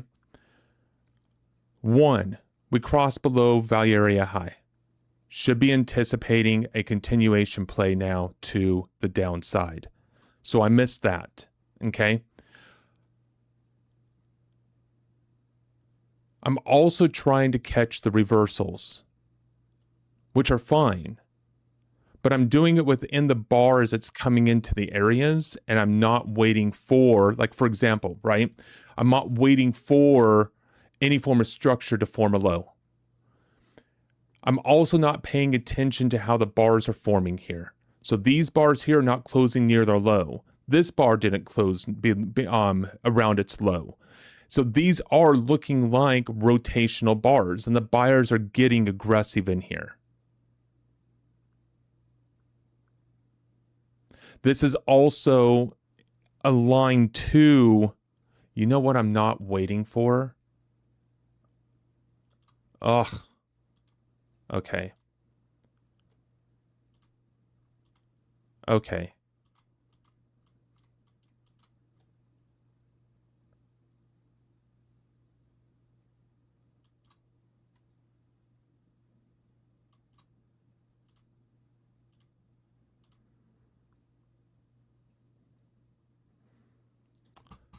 The high volume off of the lows.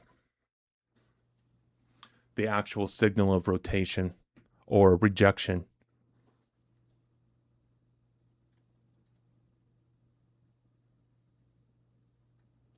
Now I'm anticipating momentum to come into the upside. And for this low right here to hold. This is a strong low.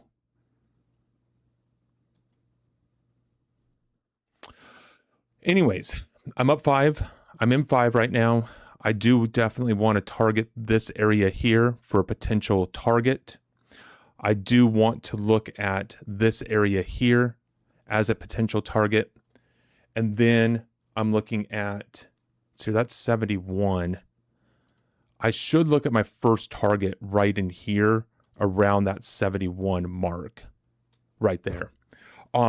One thing I have learned from your sessions is the thought process. The language is strictly business, no dubs, no L's, but revenue expense. Along the fact that you notice that, okay? Trading is a business. When you talk about wins and losses, right? You're thinking like you're thinking like a gambler. You're thinking about it as in terms of winning a hand, losing a hand, right? No, this is absolutely 100% a business, okay? That's all it is a business. I'm here to run a business. I've got expenses and I have revenue, all right? But, and I have inventory. My inventory is my contract size. My revenue is where I'm looking at scaling out of my positions. And when I scale out of my positions, what happens? It gives me more inventory. Inventory I can get back in again and use again to scale out to build more revenue. I have an inventory business. This is logistics.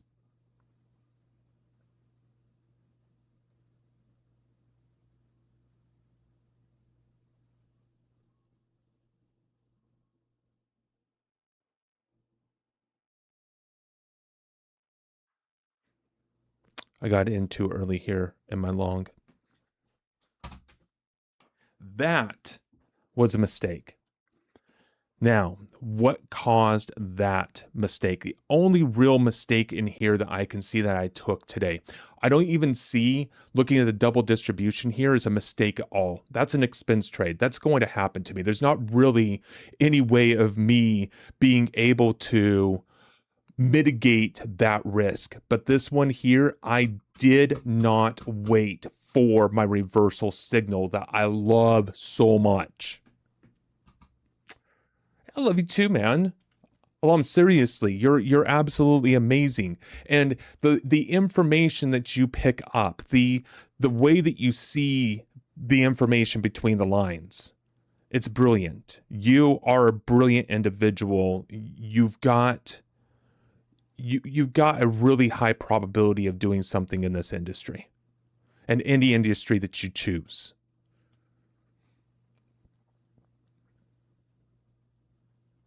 Where are we looking at price action to come back into? Down in here.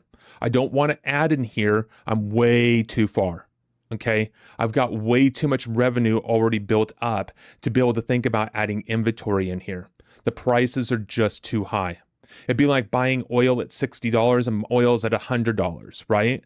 What are you going to do? You already have your supply. Hold. Don't buy more right now. Wait for price to come back down, even to 80s or 70s, because you already have your price at 60.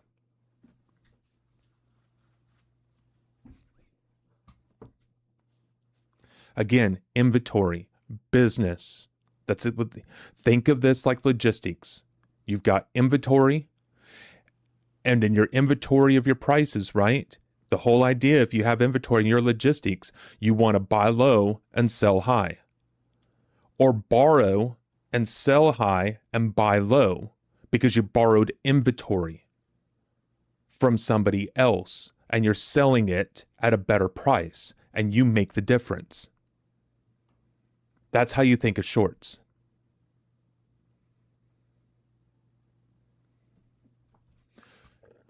This is much better. Look, we're almost in revenue. After being dumb and taking a $500 or $650 expense that I didn't have to take. Oh, but that's all right though. See, you shake off your expenses.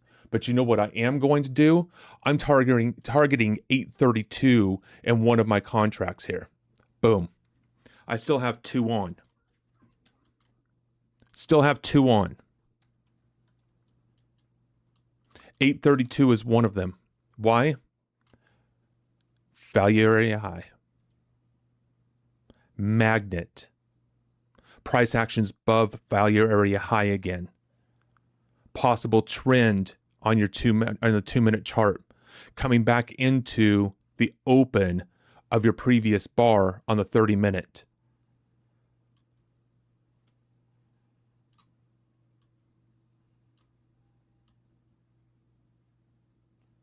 This is trading. That last position on the long, dumb. I love the fact, though, that I did get into the little scalp trade on the downside. I thought that was a pretty good addition to everything that it is that I am trying to do. And why I tried to take a long in here in value, I don't know. I don't know. But this here, phenomenal. This here, I'm cool with. The scalp, I liked. The audible from the long to the short up here, very good. The short here, or the long here, I've really got to question that, especially when I didn't have the reversal. And we weren't even at IB yet either. At least here we broke through IB. That's something I need to work on. That's a blind spot that I have there.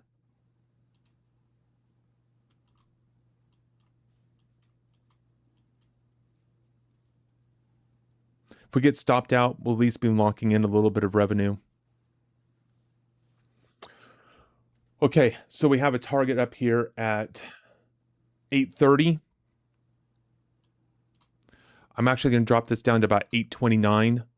because if it hits 830, I want that to be a target to make sure that my limit is filled rather than being right at that price, touching it, rejecting it. And now you got to come into that whole idea of being a dick for a tick, right?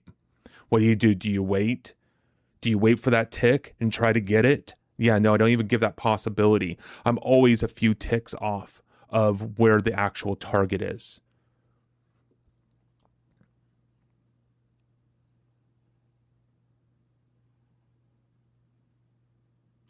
And then above that, what am I looking at for another target? Let's see here. That one's at 830, right? That also coincides with almost value area high at 839 on the 30-minute chart.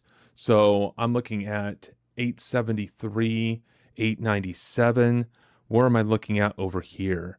We should probably get back up to value area high on this daily perspective. So 875. 875 is here. That would be IVB. It's not a bad target. Been just easier for me to just notice the initial balance high and just done it. That'd been easier, but there it is. That's what we're going to do. Those are our next two targets. So either those two targets will get hit or we get stopped out and we're basically on a break-even day. On a day that I took a $550 expense that I should have never taken. Not to explain a trade away because it's an expense. That's the last thing that I'm trying to do here. We have an auction at this low. We don't have an auction at these lows, and we're trading above value. We're trading in value and anticipating price rotation to the downside. That was a bad trade.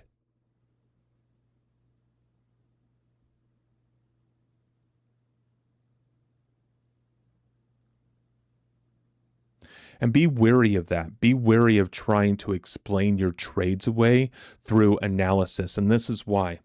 Because when we take an expense like that, right, we want to defend, right? We have a need in ourselves to be right. And so we try to justify, we try to tell a story of why we are right. And it's that story that turns around and drives predictive behavior. And if predictive behavior is online, conscious participation cannot be online at the same time. Only one is. Only one thing can direct price. Or direct your actions. No different in the markets. Only one direction at a time. Have you ever seen a market go up and down exactly the same time? It's not possible. No different is it possible for predictive behavior and conscious participation to be online at the same time. Conscious participation has to come online in order to interrupt the predictive behavior. Predictive behavior for me would be to try to overtrade this, not to try to analyze why I shouldn't have been in that position. I've been like, okay, well, I'm going to miss out on an opportunity here. I need to be in, right? That's not what I was doing in here. What I did in here was I just got very tunnel visioned and focused on the 30-minute chart. I saw this low volume in here and I wanted to trade off this low volume, not even paying attention that my value area high is here. I misinterpreted where I was in the market. That's how I did that expense. Great lesson for me. Because I'm doing the same thing in my live by doing all the teaching because I get highly focused on the 2-minute chart. So what I'm doing is I'm building a very bad habit for myself in this process. And that is getting hyper focused on a time frame. And I stop looking at it holistically. I stop looking at the areas of what's really going on. This was an auction. But the way that this bar closed, you should anticipate price actions going to break through it.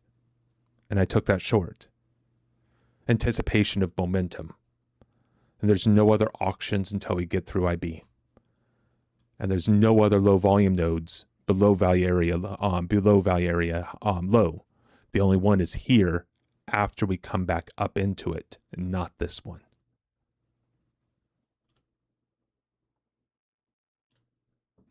Great lessons. This is why we practice. This session more valuable for me than the last 10 live trading days. This one session, because I allowed myself to come in here and just trade this session. And I made a huge mistake. But guess what? I'm still going to be in revenue on the day. Because even if I get stopped out here, I'm still in revenue. And if these targets are somehow hit, well, guess what? Not only am I in revenue, but now I'm exactly in the count where I would have been and more if I wouldn't have taken that expense. Again, not to explain the expense away. Complete mistake. But if you notice, when I analyze the mistake, I know what I did. I'm not explaining it away. I own it. I'm not blaming it. I'm not saying, oh, well, the market did it. Oh, well, it's manipulation. No, I made that mistake. Not to badger myself.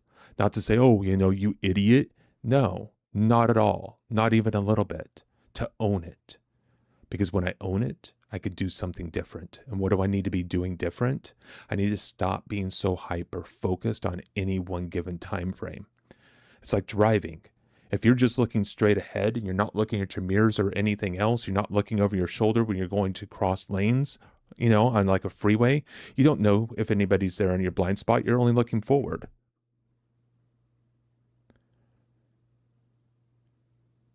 You're going to crash. It's exactly what happens in the markets. I stopped looking in my rearview mirrors. I stopped looking other places. I stopped looking for information from my holistic view, from my whole process, and got hyper focused in one area, and it cost me.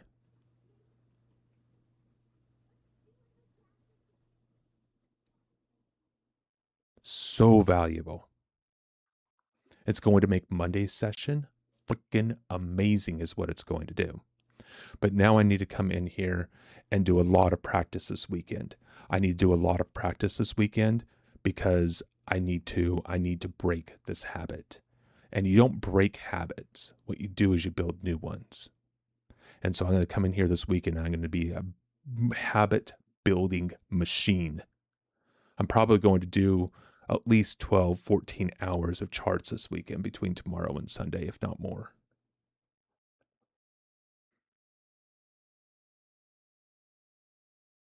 And then that will prepare me for Monday. And then Monday, I'm going to apply it to the live edge. I'm going to be aligned to my intention of looking at it holistically. Monday is going to be a phenomenal day. Aligning my actions to my intentions is going to make me fulfilled. And it's going to be awesome. And I might just, depending on what happens this weekend, I might just turn around and take myself off of Sim and go into Tradeify for a prop account starting on Monday.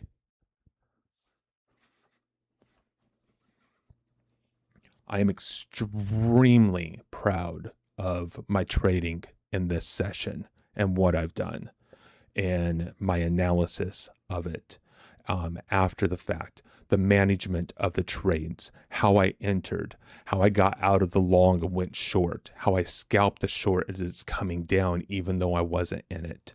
Phenomenal performance up to that point.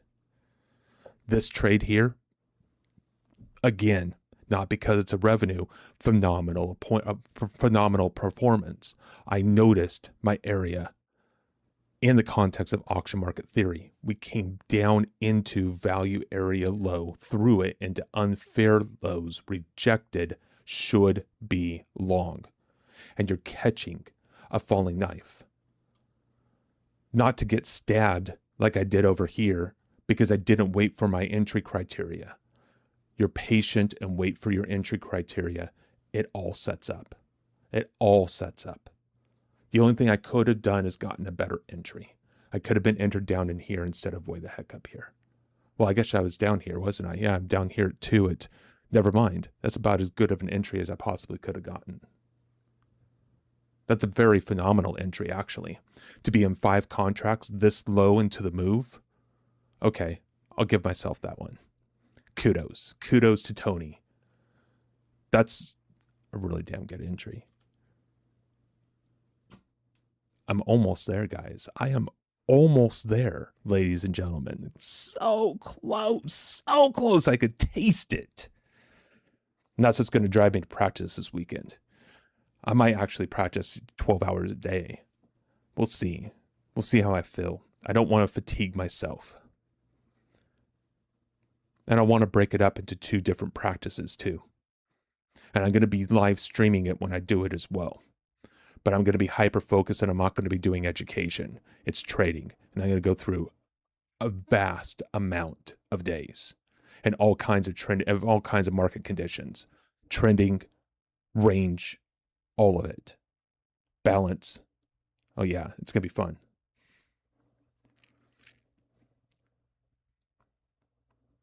I'm not moving the stop because this is a wider market condition. I'm not scalping here. I'm looking for day trade areas for targets.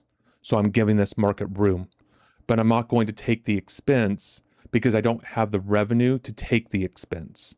I'm not going to turn around and keep my stop down here, take another possible, what is it? $160, $132 risk, and add to that and be down $260 because of the mistake that I made over here getting into that long that cost me $550 or $650, whatever it was. We're rejecting highs here, but it doesn't mean I'm moving my stop because now I've switched from scalping to day trading. Give this market room. I've already gotten out with 3 contracts. I've already taken up all the expense. That's right, because I was up 100 I was up about 300, and I took those 2 expenses. One of them I would take all day long because I noticed the double distribution of the 30-minute chart. And that double distribution, we could have easily rejected from this area and moved up. I'm so cool with that entry, it's not even funny. It's a 650 down here. That was the issue. And so we were up 300. I took the 650. It was down like 300. Now down 136 with 162 locked in. And I'm not even worried about what I have in an open P&L right now because the open P&L does not matter, right? The open P&L is like your...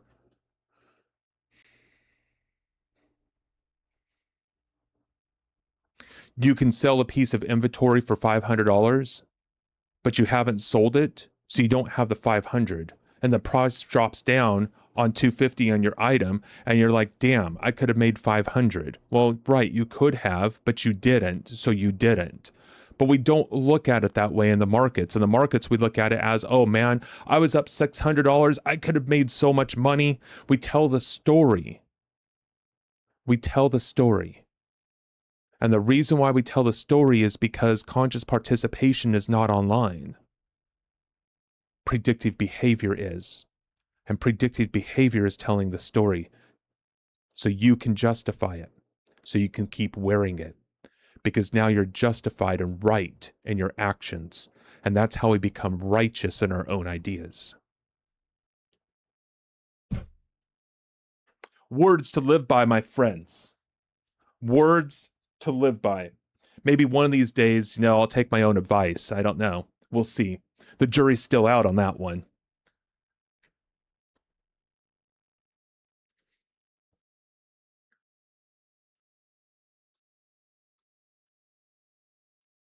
Any questions? Any comments? Any concerns? Because I think what I'm going to do here is I'm going to fast forward this and I'm going to see what happens with the targets and with the stop. Because I'm not really moving anything either which way happens. If this gets targeted here, I'll probably move my stop into this area. That would be 1 contract, which would be 364, so about 170 at that point. Let me move this back before it does anything crazy. I know it was lower than that, but it's fine right where it's at. But see, let's just see what happens, because at this point, right, there's no more management that we can do to the market, right? We have the capacity to speed this up because we are forward testing.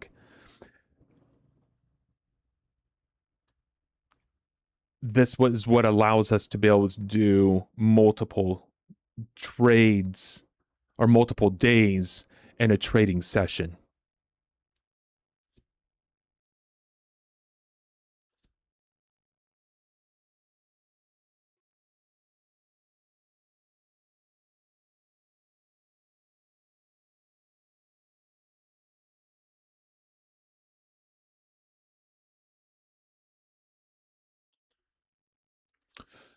The other thing I want to do here too is just take a look at this, right?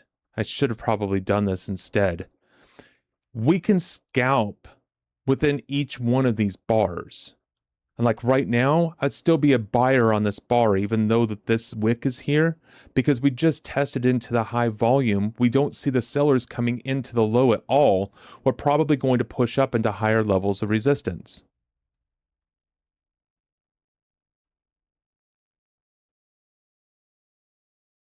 We're close to the value area high on a daily chart, so we should be anticipating rotation. Now I can move my stop directly into here, lock an additional $264, and let's see what happens.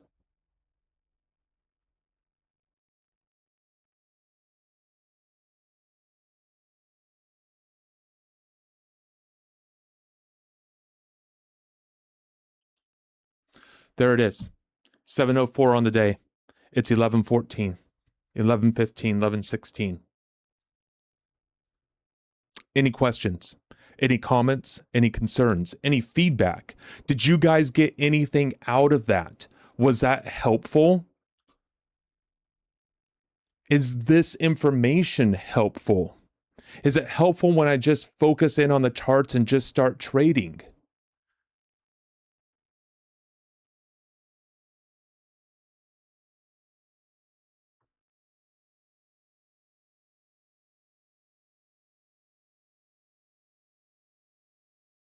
And these are the moments where I'm like, oh, wow, I'm just talking to myself. Which is absolutely phenomenal because it's what I would be doing anyhow if I wasn't streaming. Streaming gives me a chance to, so my fiance doesn't look at me like I'm nuts. Which she already knows that I am, so, whatever. I'll wear it on my sleeve, I guess. I need to adjust these two little white lines right here, right? Make them a couple of nuts.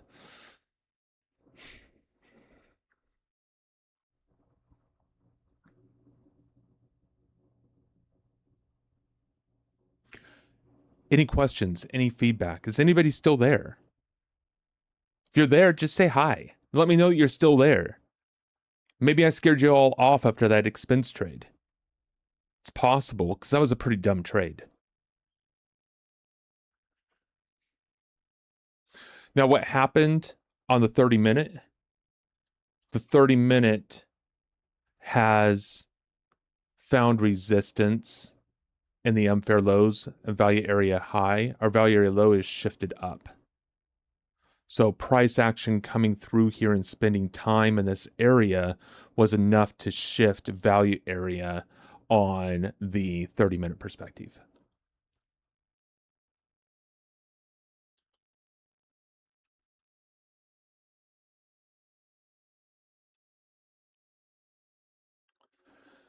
And on a day that we should be up 1,300, we're up 7.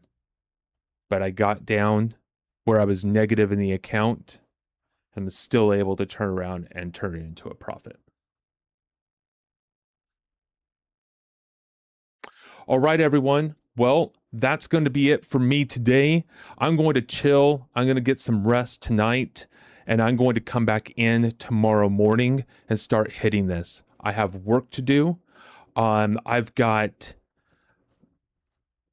have work to do. I've got a habit that I need to form in cycling through all of my charts, and that is definitely going to be a benefit to all of you.